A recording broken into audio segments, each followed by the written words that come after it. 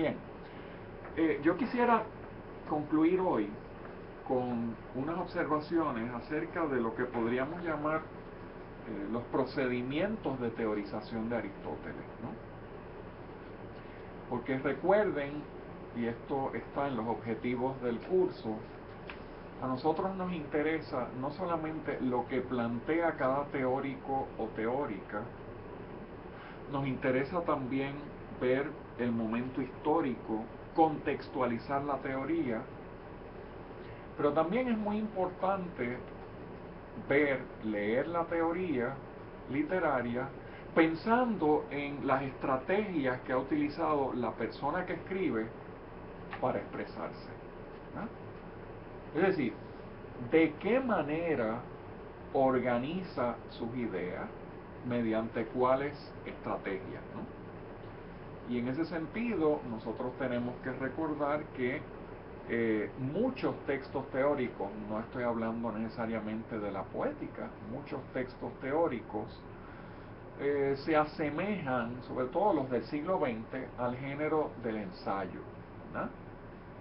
La poética es otra cosa, ¿no? No quiero, ¿verdad?, que la entendamos necesariamente como un ensayo, pero hay algo en lo que se parece al ensayo, y es el hecho de que en todo ensayo hay unas estrategias expositivas, hay unas estrategias argumentativas y hay unas estrategias interpretativas. Exponer, argumentar e interpretar son las tres grandes acciones que lleva a cabo el ensayista, la ensayista, ¿no? Algo de eso hay en la poética de Aristóteles, ¿no? Entonces tenemos que tratar de pensar de qué modo expone Aristóteles. Entonces, ya nosotros vimos que él va de la poesía, de la imitación, a el estudio de un género más específico, que es la tragedia. Pero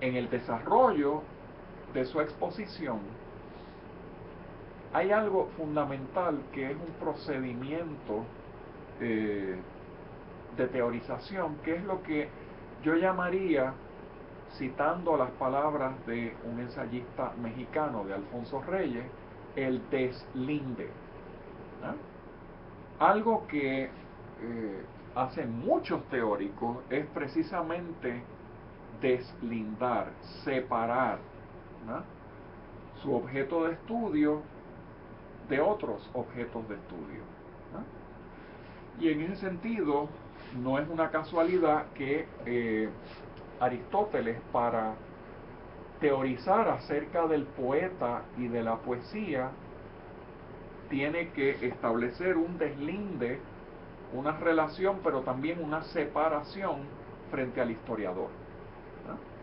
Como ya hemos visto hoy, ¿no?, el historiador presenta lo que sucedió, el poeta presenta lo que pudo suceder. Ahí ya claramente hay un deslinde. Otro deslinde que utiliza él, que es muy importante, es precisamente el deslinde que separa a la tragedia de la comedia.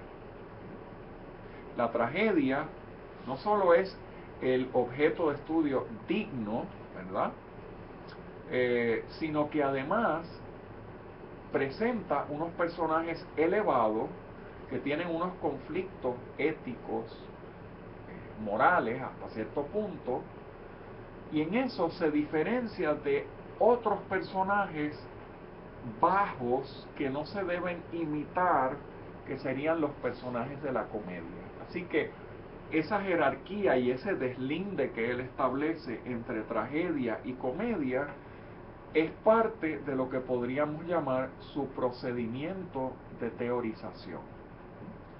Esto es bien importante porque, como bien nos señala Alfonso Reyes y también Miguel Garrido Gallardo, ¿verdad? Garrido Gallardo habla de delimitación.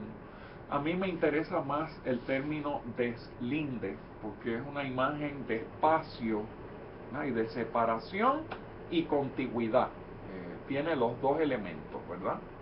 La separación y la contigüidad. Están cerca, pero a la vez están separados, ¿no?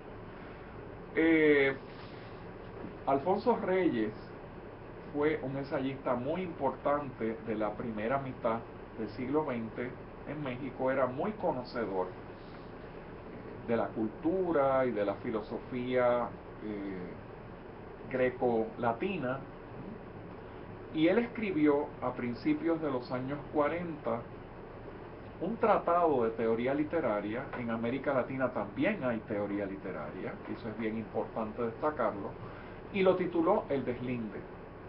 Y lo que hace en ese texto, en ese tratado, Reyes, es estudiar el lugar de la literatura en relación con otros saberes, ¿no?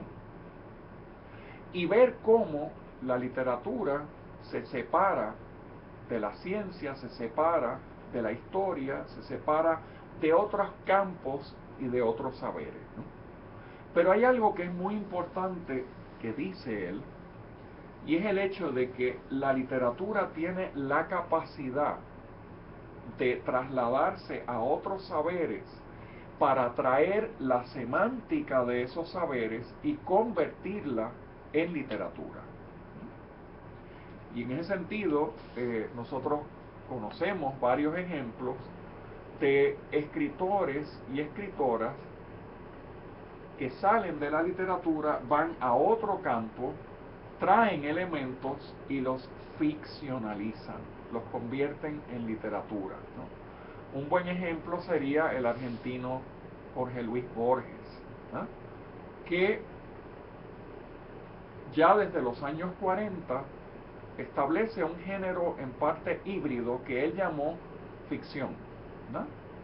Fíjense que él no titula su libro cuentos, sino más bien ficciones, ¿no?